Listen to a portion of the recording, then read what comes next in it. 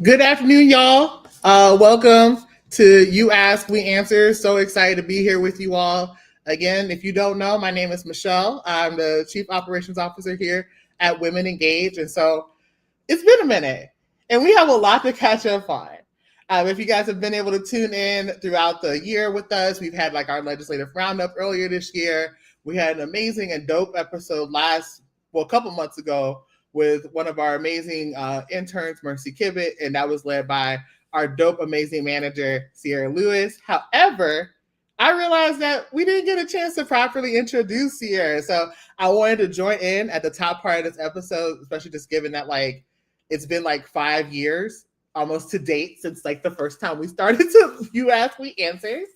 And I'm really excited for us to really dive into these conversations, talk about the things that are going on, really get in the weeds about everything that's happening between the government shutdowns, the upcoming elections, and beyond. And so I want to first introduce Sierra Lewis, who has joined the Women Engaged team and has been with us since I want to say like the 1st of July. Don't quote me on that, but has been really leading a lot of our programmatic work around We Vote, We Rise. They're the manager of leadership development and grassroots organizing and bring a host of experiences both in and out of Georgia that work to cultivate new and emerging leaders all across the generations on how we can come together and build community. And so without further ado, please welcome Sierra. Oh, this is so cool. Hello. Thank you for that introduction. Glad to be here. Glad to be here. I was waiting for like a little drum roll. We got drum rolls now. We'll work on it. I'll work on We got it. drum rolls. Like, I feel like we do. No, wait, the wrong drum roll. We don't want that drum roll. It's the one next time. Cool. It's cool. It's cool. Yes. I'm so excited to be on this call. Ready to get into this conversation. These are like the conversations that I be having. I want to have with my friends. They're like, Sierra, you talk about politics too much. So I'm so glad to be able to do this work with you and get into this conversation. So I want to say, can you see who's in the chat or like how many folks are on the live? I can. I kind of can. I just want to say hey to y'all, and let's just like get it started off with focusing on you guys. We want this to be a conversation, right? Y'all aren't just gonna be sitting here watching us go back and forth. Like, even though we can't see you, we're breaking that fourth wall in this conversation. And today we're just getting into like, number one, what in the world is going on? We're living like in times and like we all know it's kind of shaky, but we're still just waking up and going to work. At least that's what it feels like for me. Um, but I want to just check in on y'all. Like, what are y'all hearing? What's happening on the streets? What are you feeling? And we'll start there. And Michelle, you can answer too. Oh man, I mean, there's a lot happening, right? I'll start with like the most like least daunting part, which is that we're entering Halloween weekend, which I love. I saw somebody refer to it as that because Halloween is tomorrow.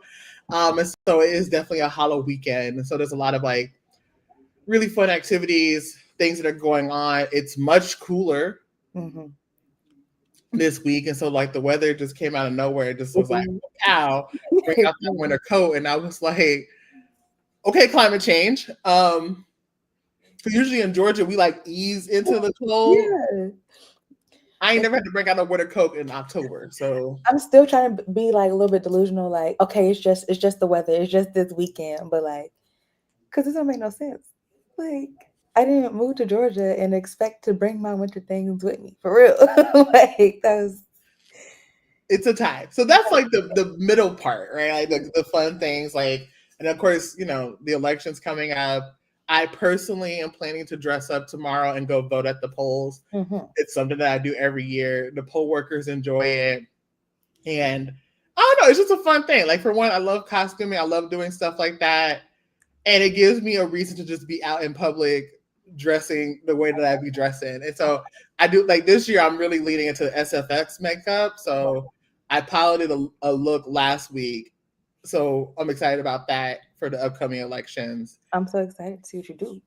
Yes. It's like a jester. That's honestly where the hair is coming from. I'm channeling like a jester type of vibe. Yeah. So like, yes.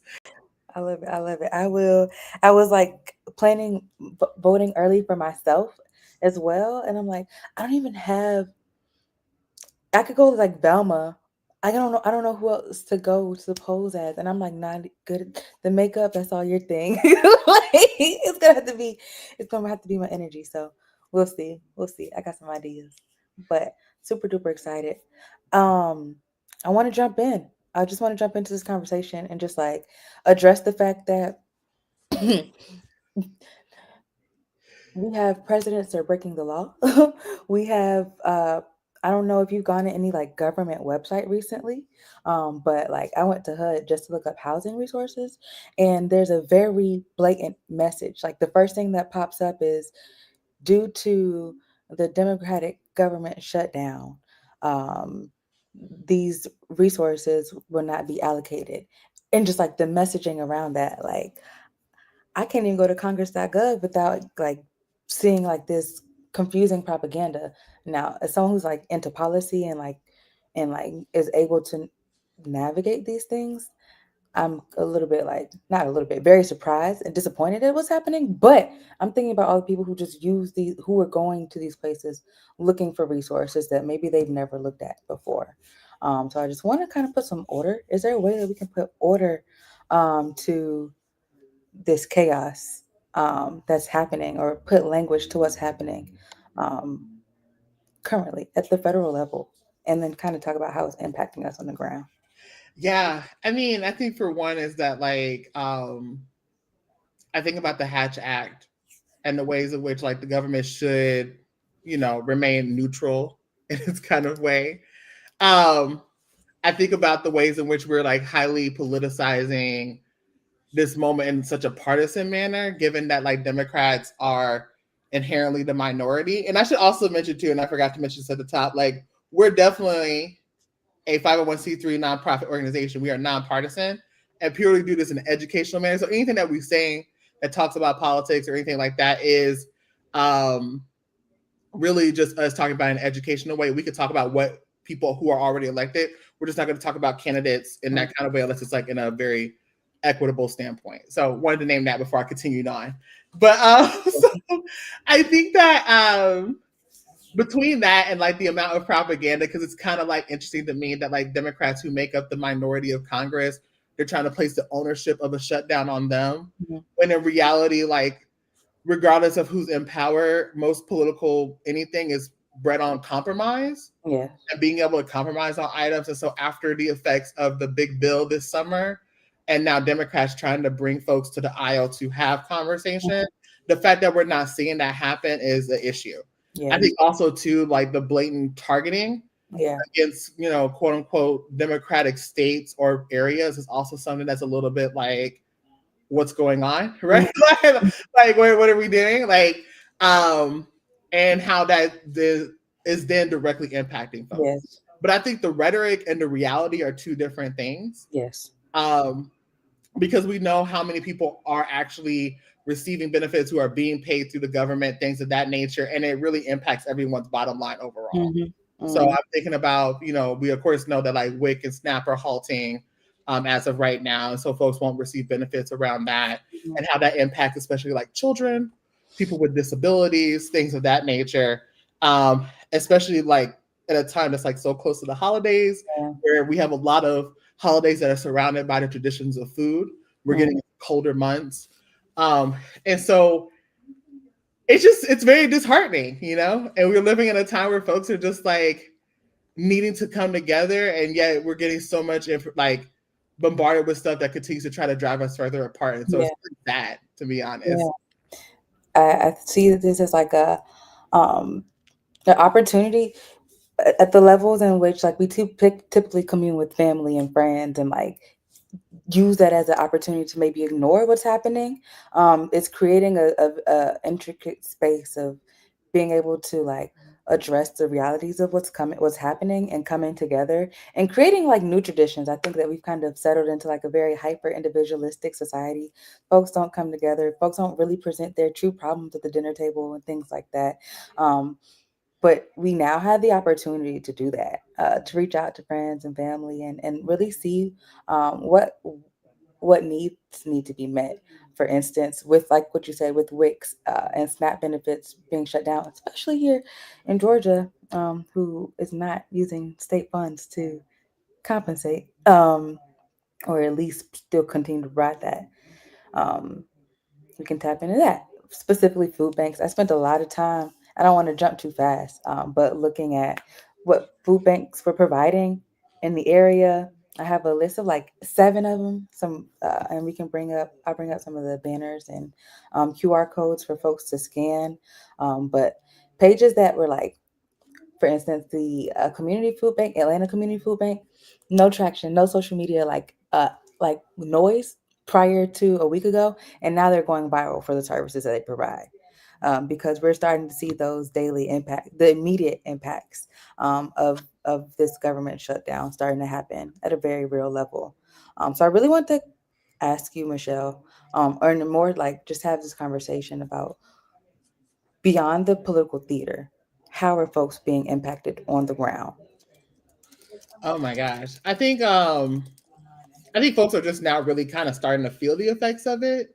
You know, like we're in a space where a lot of people actually do live paycheck to paycheck, and we're just kind of getting through the pay cycles where this is the first like real pay period that people who are furloughed or who are working, still working for the government, are not receiving their funds. Mm-hmm. And so there's definitely like a need for people to who are looking for more passive streams of income right now. I'm also thinking too just about like the amount of energy around like how to cut costs around food, um, the energy around volunteering.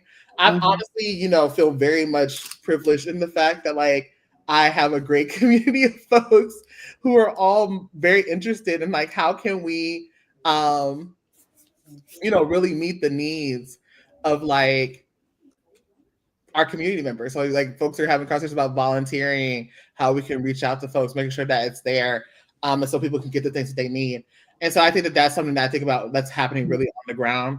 Mm-hmm. And I think too, though, outside of it, it does unfortunately take away space from the importance of the upcoming election that we have. So like in Georgia, we of course there's a lot of local municipal elections for like your city council, your mayor, your other areas. I would definitely say make sure to look at your sample ballot, okay? If you don't know, because each area is different, has different structures. But particularly for Georgia, that everyone's elections are in is the Public Service Commission, which has a direct impact on environmental policies, things around the pricing around utilities, things of that nature. And I know there's been like a lot of conversation, especially like this summer, with the Mm-hmm.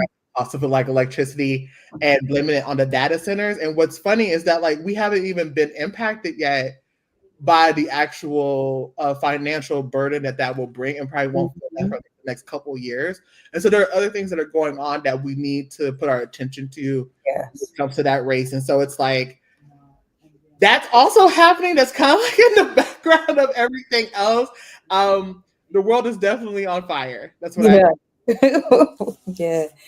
You mentioned the local elections, and how that's kind of been quiet. We've been doing phone banking. A lot of folks who are registered voters have been like, I honestly, until you called, I didn't know anything was happening. Or they're saying like, oh, I don't see as many signs up. Um, so I would love to amplify what is Women Engaged doing right now to meet the moment for local elections. And also, if you plan to vote, there's this cute QR code in the top. It should be right on the screen. Go ahead and scan that, okay? And share that with your friends.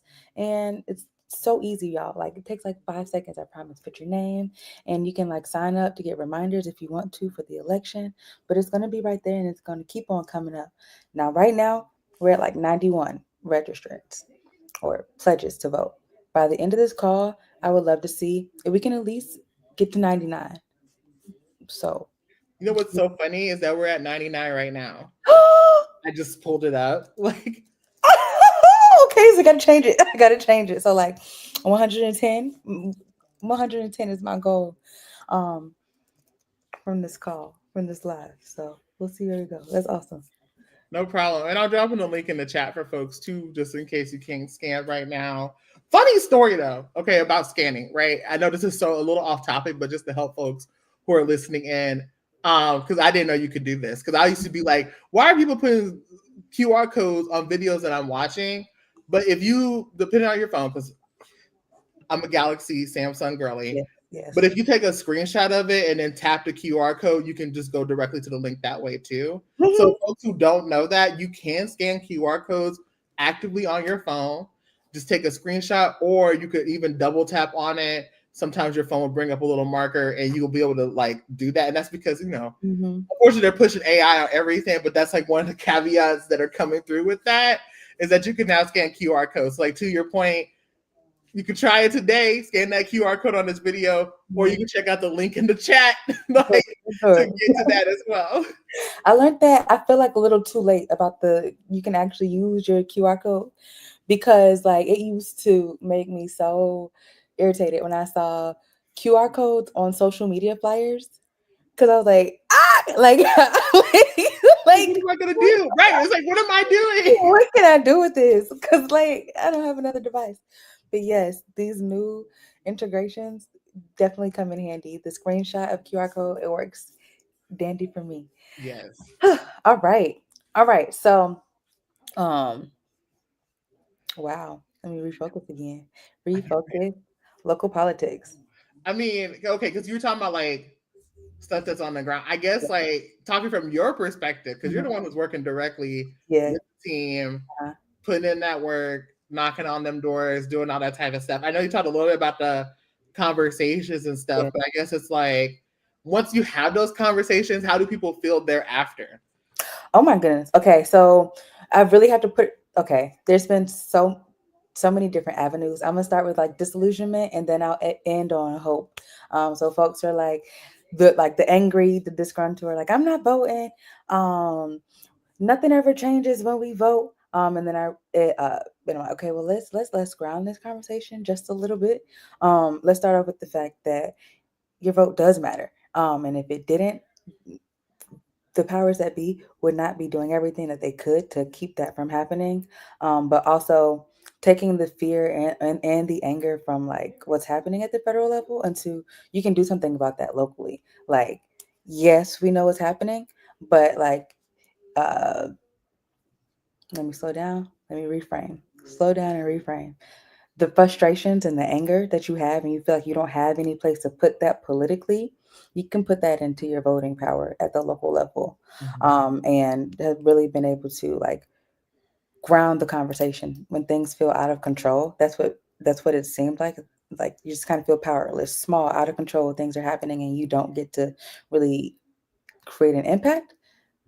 When we bring it down to the local level conversations, like, okay, these are the folks that are controlling your budget. All right. These are the folks that you can go to when we talk about wages, protections, affordability of your city, making sure that you can stay in the homes that you live in and won't be kicked out.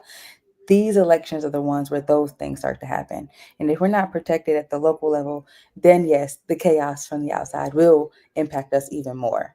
But when it's come to also like we've had conversations with canvassers about, well, we can't convince anyone that it's important to vote if you're hungry, right? Like when your stomach like when your stomach is rumbling and that's the only thing on your mind, you wouldn't even be able to convince me that is worth going to vote when I have to figure out how to feed my family or whatever's happening. So we've been able to like really capture the essence of the moment. And that's been let me slow down. That's been something that we hear often. Also, like, I did not want to bring reparations into this call specifically, but that's what's happening when we're having conversations with older folks who are like, specifically older folks who are committed to voting because they know like this is a right that can be taken away so quickly. The conversations about what do you want your grandkids, what do you want your families to experience in this country? Are they voting as well? A lot of folks have like been concerned about the state that we are heading into, which pushes them to the polls as well. So it's been kind of a mix of both, if that makes sense. No, it does. And I also want to bring something in from the chat. Highlighting this. Hold on one second. Many people are tired and feel like their vote doesn't matter. It often comes from seeing the same problems year after year, or feeling like politicians don't listen once they're elected. I really appreciate this point because it's something that I feel like, I mean, okay, I'm only 34 years old. I wouldn't name that, but I feel like it's something that I've heard most of my life, especially being someone who was like activated at like such a young age.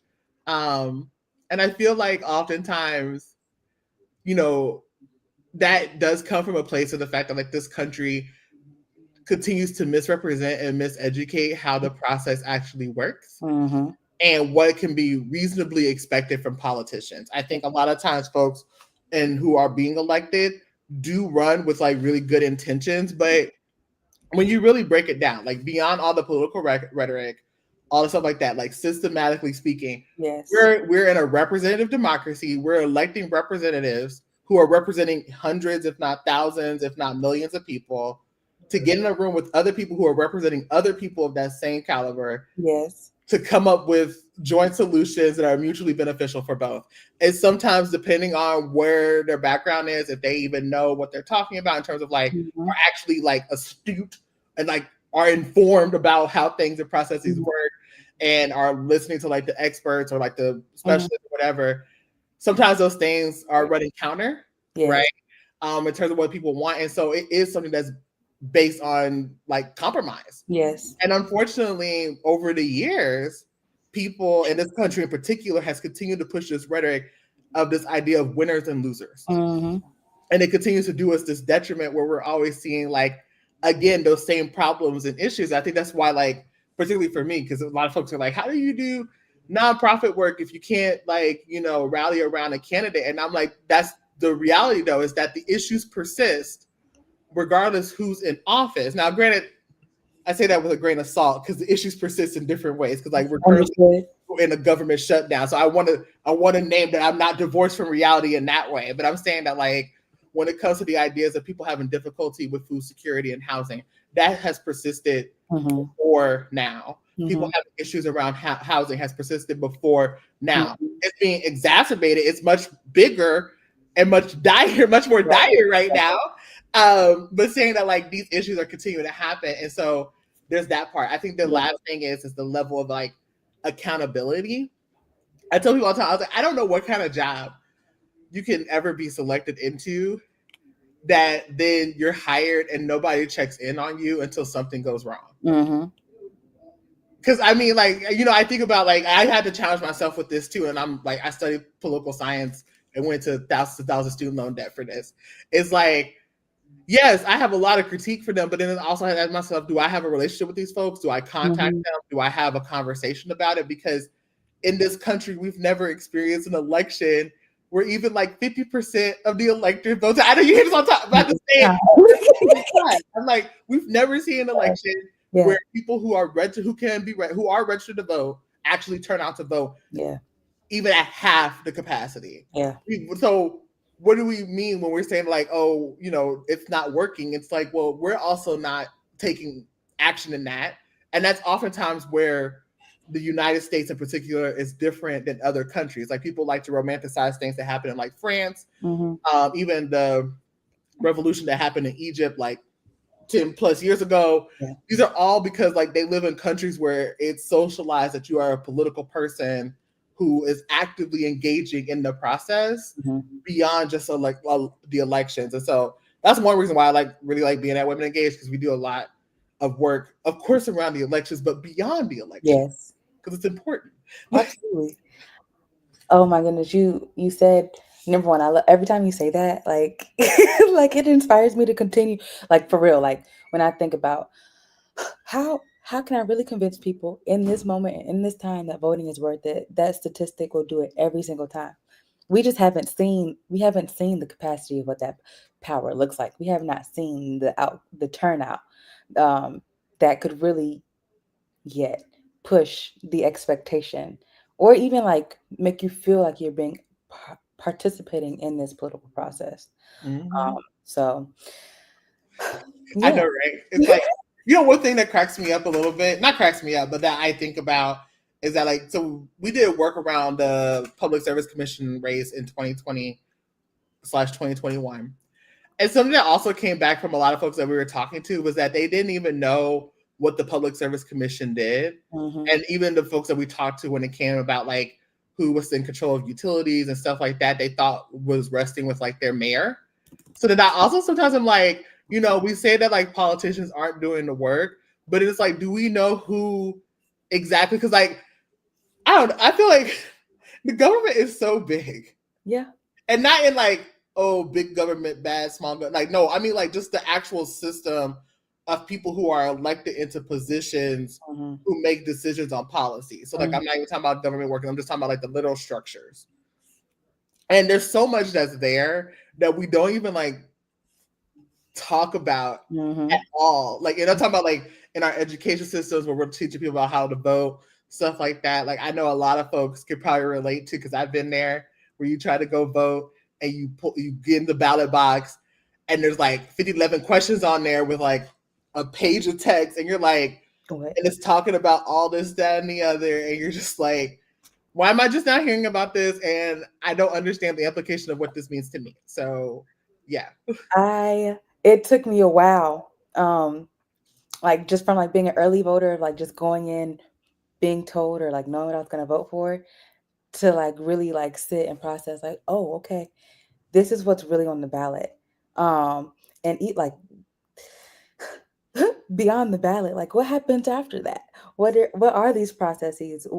And even when the person that we vote for gets elected, like you're talking about like you talked up earlier about like how let me slow it down. What I heard was change takes time. You said it takes compromise to address some of the issues that we are facing. I also wanted to touch on that point that like strategy is a long run. We know that like running programs, or they're running organizations like takes years to improve, to perfect, and like when it comes to testing out if something works, like let's say like for affordable housing, there's so many policy solutions on what can help to bring more affordable housing or to stabilize the market. It takes time, and I think that like building that continuous relationship in government, so that even when a specific elected official is gone, the program still exists, the program still runs, the needs are still being met, because it's even if a singular party, and I'm even if no, like I'll say singular imaginary party, it stays in office for 20 years, but different people come in with different programs and different strategies, we're still not going to be able to see long-term impacts. Also, that's another thing, long-term impacts. There is no way that decisions that for certain policies that are being voted on this year are not being impacted by things that happened 20 years ago that are already set in stone. So like having a real grounding, Yes. like it's so important to like understanding the context of how we got to where it was, and it wasn't just because of the last 4 years of policy. It's like exactly that, and I think it's like it brings us so many things. It's like on one end, it's like, because I always feel bad. This is where the work for me gets a little bit sticky sometimes. Is that strategy is definitely a long game, and especially like changes in the larger government structure, especially the federal level, takes time. And like the seeds that led us to this started, and I have a running hypothesis, back in 2001 with 9/11, and that's a whole other like theory. I think about that meme of that guy with the poster board from that one show, like this is so boring, like, and all the, because I have a running theory for that. But I say that to say that like also too, though, I hold that like especially for folks who have always had to struggle, is that like it's hard to ask for that level of patience. You don't have that patience anymore, or you can't afford that, because I'm like, just to be frank and just to be candid about it, like people are dying and have been dying because of the inactions and inabilities for us to be able to move certain things.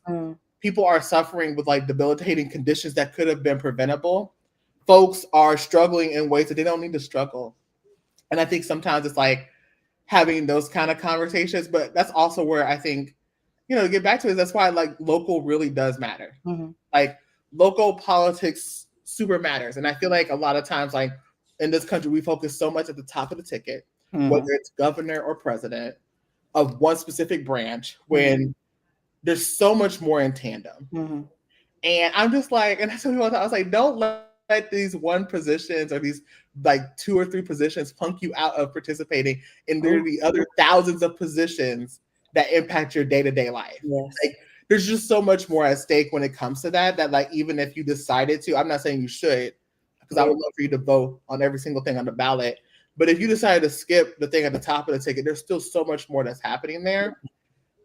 And because we know it's a lot, this is where my plug is. You need to find a political home like Women Engage, other trusted people, because I tell people like to do this work is a privilege. Yes.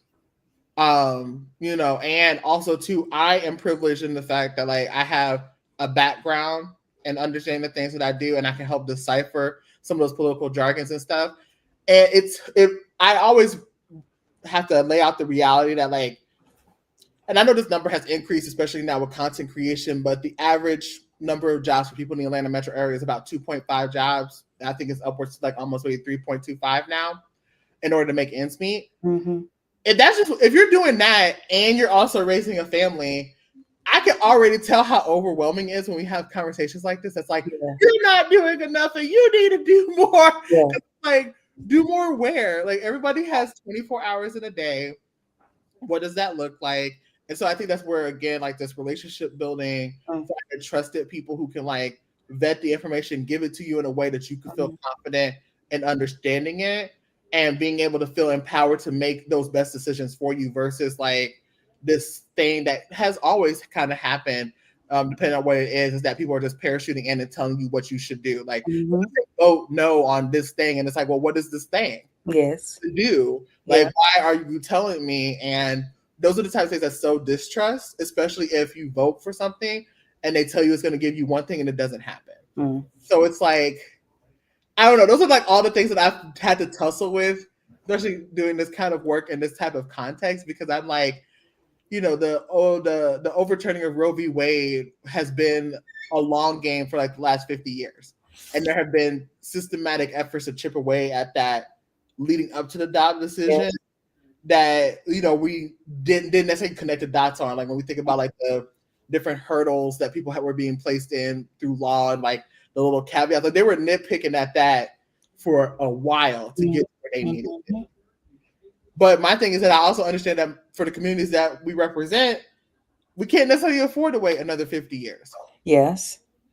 And so that's why I was like, it's kind of like, where does it leave us? And that's why I'm like, I feel like now, where I tell people like the best thing that they can do right now is building community and finding political homes with folks who they can trust. And that's why I always offer, like, it's low key like the altar call. Sorry, y'all. I'm a Black woman who was raised in a Baptist household, but it really is like an altar call sometimes. And it's like, get in somewhere with folks who are willing to hold space for you and knowing what's going on to have conversations and dialogue to really hold space in that way. That's something that I'm really proud about in the work that we do. Because like, you don't have to have it all together. You don't have to know every single thing.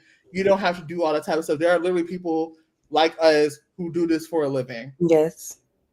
Just trust that we're here to do that. And that's like, honestly, that's where this conversation gets real meta, because that's the whole point of Ask We Answers and how it was inspired, because we were getting questions from the ground from people who we were talking to, and they were like, having all these things. And instead of us always having to like have these transactional things, it was like, how can we make this more accessible? And how can we make it more of a conversation versus like us just talking at people? So that's why we invite folks on the show. That's why we ask all of y'all who are listening in now, put your stuff in the comments. You can also always DM us on social media. That helps us fuel like next episodes, because we're always about like, how can we curate this space to meet y'all where y'all need us to be? Because like, I'm not about this whole elitism of talking over people's heads and like, oh la la, because that it's off-putting to me, and I came from the academy. Yeah. So I can only imagine, right? That's fair. I love that. we get to have a space. Like for me personally, right now in Atlanta, if I didn't have women engaged, I don't know where else I would be having these conversations or the space to process what's happening. So I truly appreciate being number one, being a part of this organization, but that we like get to provide that space. And for any of y'all in the comments, like ask the questions that you don't that you be scared to ask other people, or like, or the conversations that people try to push off to the side. I think that's not even think that's what we're here for, to be able to process what's happening, but then to just activate within us that we have the power to do something about it. Um, Even when it comes down to, like, for instance, um, understanding that politics, especially local politics, is accessible as well. Like, you can go to City Hall and have conversations with your local elected officials already.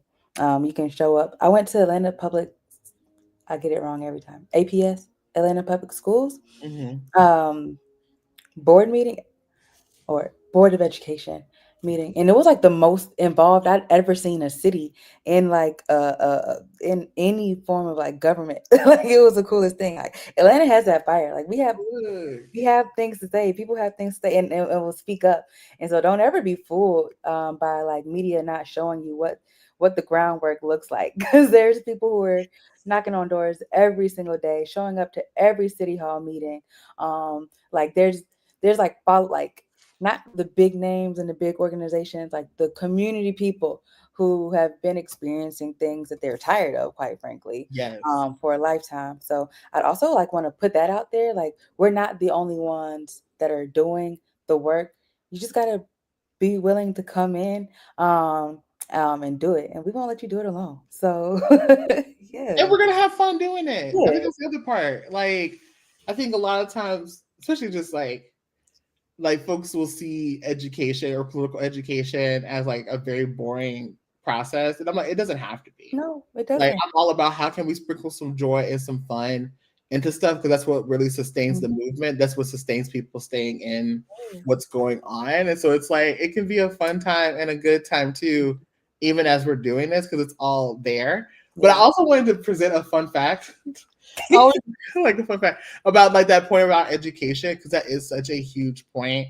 Because lately there's like a lot of organizations like Rep GA in particular that I want to highlight, who does like trainings for people who are interested in possibly running for office. And a Mhm. lot of times people are like off-putted by the idea of running for school board, but school board is really where it's at. Like in Mhm. 2022, when the second round of Brian Kemp v. Stacey Abrams, the race that resulted in the most voters showing out for wasn't governor, it wasn't lieutenant, it was Mm. superintendent for the Board of Education for the state of Georgia. Wow. And that's why I was like, people are like, and that's why I said, like, to your point, it's like, it's not always gonna be shown in the media. Mhm. Folks are not, it's not gonna be the thing that you see on your TikTok page. It's not gonna be things that are necessarily trending on Twitter and stuff like that. Mhm. But folks in community are invested in these ways. And I think especially for us as young people, and I say us as young people as somebody who's aging out of youth, but for young people in particular who have been in the school system within like the last maybe 2, 5, even 5 years, Mhm. I really want to encourage young people to get invested in that, because you actually have direct and lived experiences about what it means to interact with public schools now. Yes. Because like even for me, like I graduated high school in like 09. Oh, Right. wow. Wow. Wait, was it 09? Yeah, it was 09. So it's like, and to me that seems like just yesterday, but in the grand scheme of everything that's changed, especially in a post 2020 context, it's It's a so whole much has different changed. world. Yes, it's a whole different world. Right. Like in like terms of like what's being there. And so y'all are really actually the most poised, in my opinion, to really be invested in those things, to really make it better for the young people who are literally right behind you. Because in the next 5 years, y'all are gonna be the new young adults like me, and I'm gonna be the like super adult. I don't know what that next stage is called.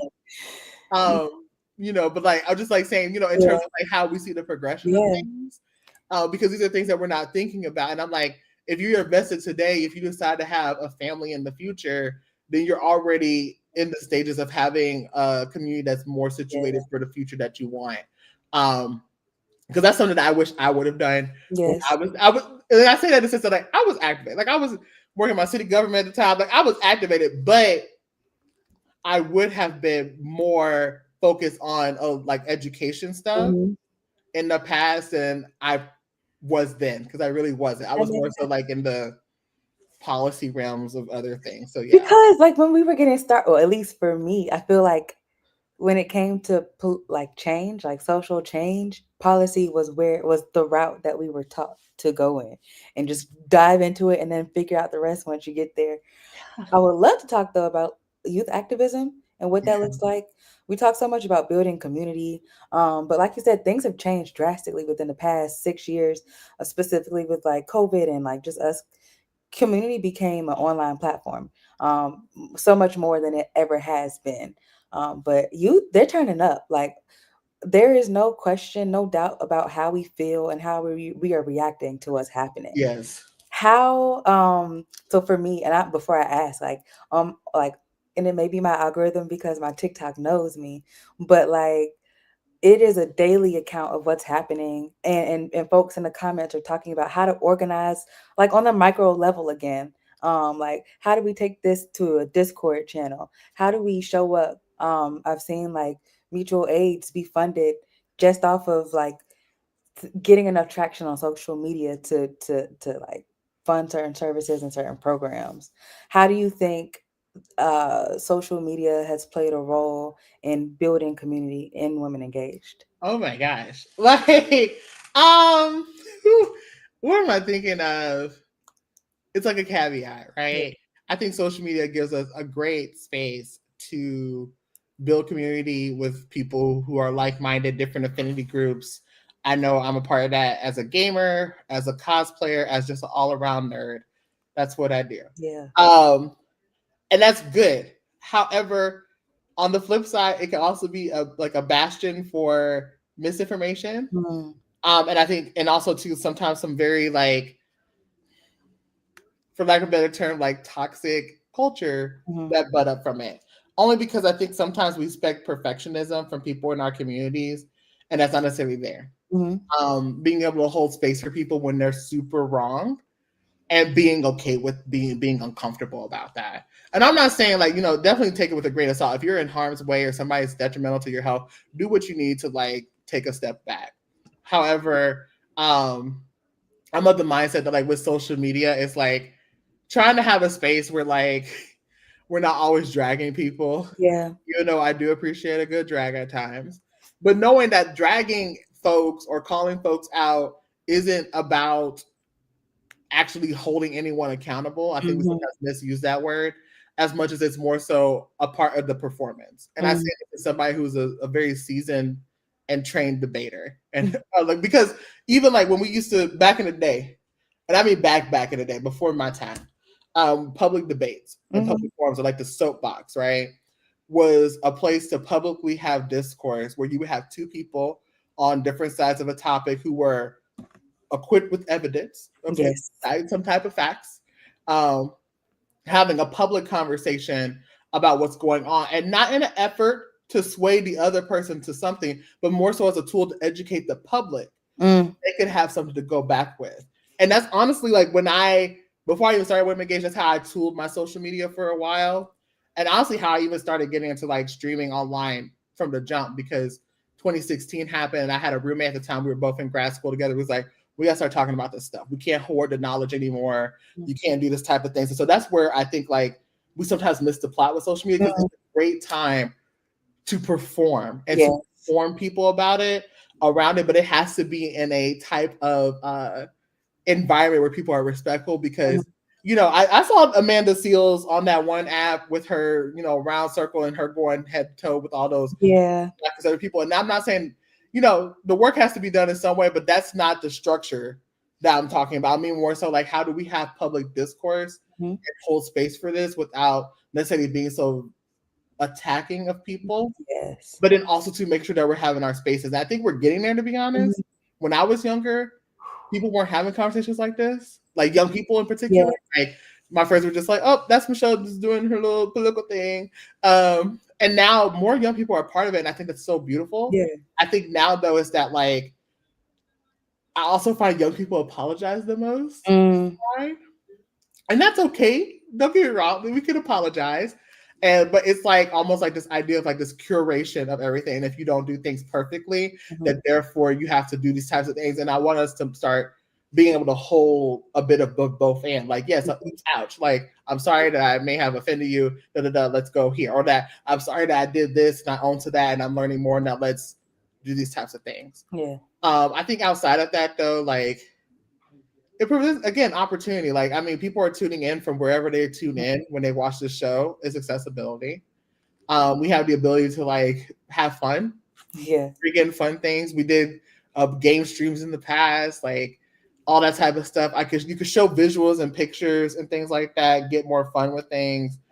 I'm all about how can we have conversations that are accessible and fun. And so I think at Women Engaged, we've really been leaning into that a bit more. And also even like our storytelling, like if you go on our YouTube page, we got our voter stories. We partnered up with animators and artists from Pixar, and they animated like stories from the Canvas team in terms of like their voting experiences and stuff like that. And so it's like, you know, it's a beautiful thing, and we can make beautiful things happen online. Yes. It's a matter of being able to hold those spaces and also do it in a way that's genuine. Like, and nobody's trying to get infiltrated. Nobody wants to feel that. Like, I know I don't want to feel that. But that, like, you know, we can have community online and be genuine about it. Like, I think back to like how when I was younger, that idea that like, oh, when you're in conversation with people, it's not appropriate to talk about politics, religion, and money. And I'm like, I have literally done that all my life. Yeah. All my life, I have talked to people about that. And I was like, I just don't get how, you know, we get to spaces where we can't build community if you're afraid to talk politics with people. You can't bring any type of alignment with the people that you're holding space with around that until you do that, whether it's happening in person or online. Yes.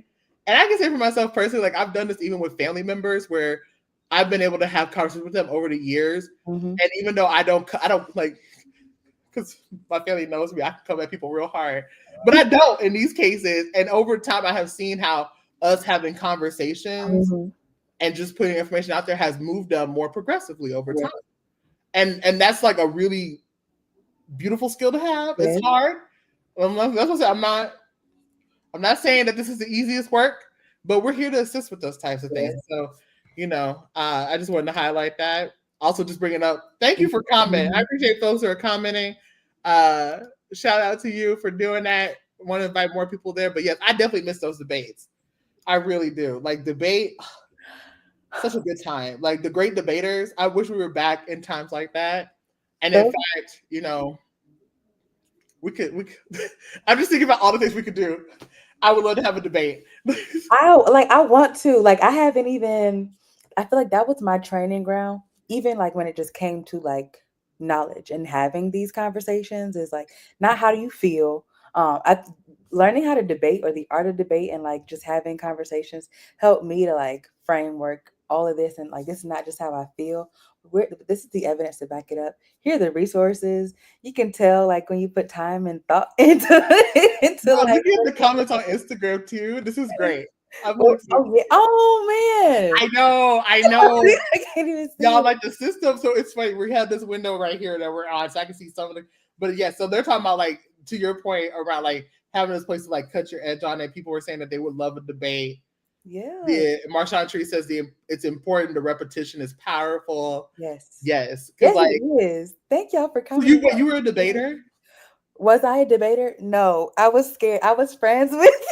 Okay, I just was curious. I was like, were you a debater? No, I had to learn. Like, my friends were in debate club, and I am a debater naturally, but I had to learn those skills. Or even like, I'm gonna be honest. Like, growing up, there were things like if I wanted something, there was no just can I have it? Like I had to. This is why I want it. This is the value in having it. I learned how to do that in all of my work and everything that I did. I would love to start seeing that again. On all level of politics, debate, like a true debate. Like I want look, we can because when I tell you, so I was all up. So it's if y'all got children, the organization is called the National Forensic League. You can learn about 3 different types of debate. They also teach oratory, all this type of stuff. Because I'm gonna tell you right now, I was struggling before I did that, and that's how I became the speaker I am today. Wow. People are like, "Oh my gosh, how do you talk about these things? How do you do this?" Shout out to Hickman Mills High School that no longer exists back in Kansas City. Oh, that's what they did. So I just want to shout that out because it's like, yes, because it's like you had to have like a value statement, like yes. your points of contention, and like you had to research things, and like you would then talk about the other person and be like, what's more relevant? And like having a whole like just because information is newer doesn't mean that it's relevant to what's going on. How do you like understand another person's like perspective and hold space around that? And so, okay. I'm in speech and debate, but I'm on the speech side, but debate will always have my heart. I feel that. Oh my gosh. One of my favorite debates is James Baldwin and William F. Buckley. That is like, for me, like the epitome of the art of debate. Like I can listen to that over and over again. The way James Baldwin, like, I don't know, she's just one of my favorites. Let's just put that out there. So anything he does, I love. But just like that level of precision and knowledge and like confidence and like even knowing everything that your, I'm going to say opponent for lack of better terms, is going to come with. Let me I'm bring this back to Yawa. But I'm sorry, I'm bringing it back. You know what we're talking about over here. We are part of continuing this discourse. We've got action in Instagram. So I'm gonna ask them a question that maybe we didn't have enough folks in the beginning. I would love for y'all to share what are some of the things that y'all are experiencing right now. Like, do you feel like you are like experiencing a world of chaos and still just having to wake up and go to work and act like everything is fine? Or like, how does that feel for y'all? Or what feelings come up when y'all think about politics right now? Yes. And as they get that answer, because I know they're doing a thing, shout out to y'all for tuning in with us, because I think we're coming up on the hour too. I know. This is such a I have ideas, because I was like, what does it mean if, one time we have this? So we got Leah, who said yes to your question. Okay. Can we all play in the sandbox from Marshawn Tree? The Love Productions is saying, I'm seeing people discuss counter debate tactics in politicians and media, like red herring and straw man, etc., like the different fallacies. Wow. Okay, y'all. Okay. I see. This is why we got to come back. We got to bring this back, because I do think. Never mind. I'm going to hold that. You can't do that, but okay. Okay, like, it's really, okay. I think that sometimes, and it happens a lot of times, like the latest example is Therapy Speak. When things become mainstream, that sometimes they're a bit misappropriated. So that's all I'm gonna say. That's all I'm gonna say. All right. Like, because I'm also on those part about like the counter debate tactics and like how to point out the different fallacies and stuff. I think there's definitely a way to do it, and I'm also just a matter of like, debate is fine, the conversation is fine. We also need action. And that's okay, in the sense that like we all contribute in a way that we can, right? So if your contribution is in the conversation or the debate, we thank you. And I just want to challenge you a little bit. Maybe, sign up for Women Engage. Maybe come to a plan to volunteer with us next year. Doing those types of things, I think, are ways to like take it another step further. Because I think sometimes, and this is the part where the social media part is a double-edged sword, the ways our brains are wired, the psychology of it, the dopamine of it, we sometimes feel like we've already done the work that's necessary by engaging in the debate online. Wow. And sometimes that, it puts us in a space where we're not necessarily connecting with the people here and now. Because that's something I had to challenge myself with, like, especially over the years, because I would stay in these apartments, but I was like, do I know my neighbor? And the answer was no. Like, right? It's like, do I ever have a conversation with like, when I was staying in an apartment, like a property management or like my neighbors across the street, like, how are we having those conversations with those folks? Because yes, online is great, but my online community doesn't necessarily stay in the same place as I am. So fair. Yay! Well, thank you for joining. Sorry, I just saw this is Kalia. Oh, Kalia, girl. Okay. I was like, sorry, I was like, it's Kalia. like, oh my gosh. She said that she's coming to support, that she's new, but she does Oh, she's telling everybody, she said she's shout out to her, okay? Okay, young up and coming. oh We're here in Atlanta doing some yeah, amazing work with our team. And so yeah. thank you for that. We love a good endorsement. Thank you for Uh, showing up. I appreciate it. sorry. Oh man. Because I was like, I recognize his name, but like I'm All still right. learning user handles. I apologize. I have a question. I'm also going to answer it too. In like everything that's going on, what keeps you committed to doing this work, and what's one tangible way that you can give our audience? What's something they can do to like tangibly be a part of movement and change right now? Oh man. Oh, that's big. Okay. So I'm gonna start with the latter and then go into the other part. Yeah. So like one thing that you can do to do change right now, and it's just I would say pick something and then do it. And what I mean by that is that like don't feel the pressure to do everything at once. Just pick one thing. Mm-hmm. If you know, right now I know for myself, I'm really feeling for the stopping of the benefits. Food banks are asking for donations. Mm-hmm. If you can, they do prefer money because they can then go and buy things sometimes for a significantly reduced price than us going out and buying those items. But if you also have those items in your pantry, that could be something that you can do in the immediate. Mm-hmm. There's of course taking the pledge to vote, all those things we talked about. But other than that, I would say just having a conversation with someone, like maybe it's your friends, maybe somebody who you haven't engaged with, and just bringing up a topic and just engaging with that is also something that's really great to do in terms of like a next step. Thank you. In terms of the motivation thing, I am motivated. I want to preference that with I am motivated. And I also am a person. And so when my motivation is weak, it's the discipline Mm-hmm. to see it through. Mm-hmm. Just because I think sometimes selling the dream that we're always like, woo, yeah, because I'm also, you know, having to see the news headlines, having to see the things that are there, figuring out the ways in which how we continue to speak power into ourselves in moments that seem sometimes like not as powerful or Yes. as great to us. So like I want to always be very realistic about that and how I come into things like that. But it's moments like this, having conversation with you, having conversation with community members, that really like brings out like it like just recharges my batteries and keeps me going, because then it's like I see those changes. And like we've been able to see people. I've worked directly with folks who like we had somebody who last year was on the team and voted for the first time in 20 years. Wow. Right. Or I've been able to move people who were anti-abortion into being pro-choice, just by having conversations with them. And those are the things that I'm like, that's how I redefine my win.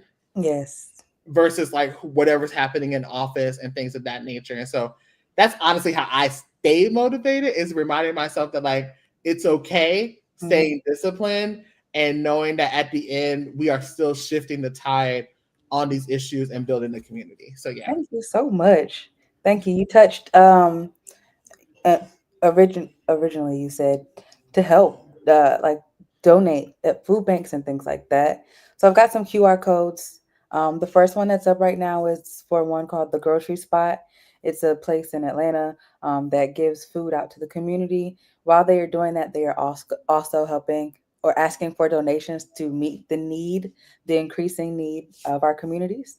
The next QR code I'm about to share is an organization called Power Atlanta, also another food bank. They give food out on Thursdays.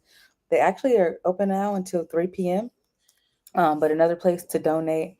We also have a list of resources that we can share. And here is another QR code. If you this is a free food ATL map. So if you scan this QR code up on the screen, you'll be able to see a map of all of the active, it was updated yesterday, places that you can get resources if you are impacted or need any immediate needs.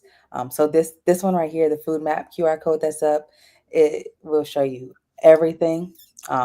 Or just a multitude of places you can go beyond Atlanta, because we all know that Atlanta is more than just Atlanta. So there's that. Um, and the last one I'm putting up is our pledge to vote. I asked you like what keeps you going when all of this is happening. And for me, my answer, number one, I'm so grateful to like do movement work as my job. Like I get to wake up and be a part of this change. But really just thinking about um uh I feel like I only owe it to my ancestors, honestly, to keep moving. Like they've been through worse, and I don't like to try to use that. Oh, it's been terrible. We can get through terrible again. But like what I do know is that we can build community, and our community has always sustained us, regardless of whatever administration, whatever policy, whatever era it is. We are still here today because we are resilient, because we care for each other, because we know how to care for ourselves. And I'm like this time in the most like eerie of ways has created a space where people want connection and are seeking that, and I am able now to build new communities based off of the need for us to be together to like stand against what's happening. So that's what keeps me like that's what fuels me like I just even say like creating finding personal spaces that have nothing to do with politics, like playing like at open mics where we just get to have a good time when people are trying to find places to just be. So yeah, those are things that's keeping me forward. Is like I get to live and live and experience beyond what other forces may want me to do. So doing that was I bigger. love that. Yes. Like, That's all. I mean, because the joy is resistance, Yes, and it yes, it is. very much is. It is. So I think that is it. I would love to thank everyone who tuned in, whether it was on YouTube, Instagram, uh, I think we have Facebook Live up here as well. Please stay tuned. If you're up here, you probably follow us on social media already. That's cool. Just go ahead and like share something else that we have on our social media page, like our pledge to vote. Um, the last when we checked, we were at what, Michelle? 99? Yep. Pulling it up now. I'm gonna tell you where we are. We're at 100. I had it at Hey, 2. okay, so we have one person. So like we need like a few more of y'all. I think everybody who's like currently on right now, share it to 5 of your folks. Yes. Like if you live in a household with people who are over 18, each of them need to have it. Mm-hmm. Like, Mm-hmm. and all this, even if you've already voted, you should also take it too, because Yeah. then like it just helps out. It allows us to one show a record of people who are pledging to vote when we talk to like elected officials, because that's the whole point of having a trusted messenger like us.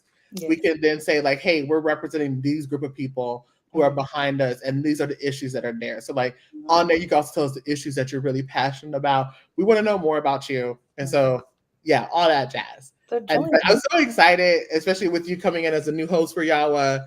It's going to be a really exciting time, especially as we go into 2026. Oh, yeah, let's do it. Thank you guys so much. Follow us again on all social media platforms. Share our pledge to vote to your friends and family, at least 5. I would love to see 150 by the end of the day. Y'all have a great evening. Be safe. And yeah, the work doesn't stop. It doesn't stop now. It won't stop tomorrow. So we'll see you guys at the next Yawa episode. Stay tuned for more. See you guys.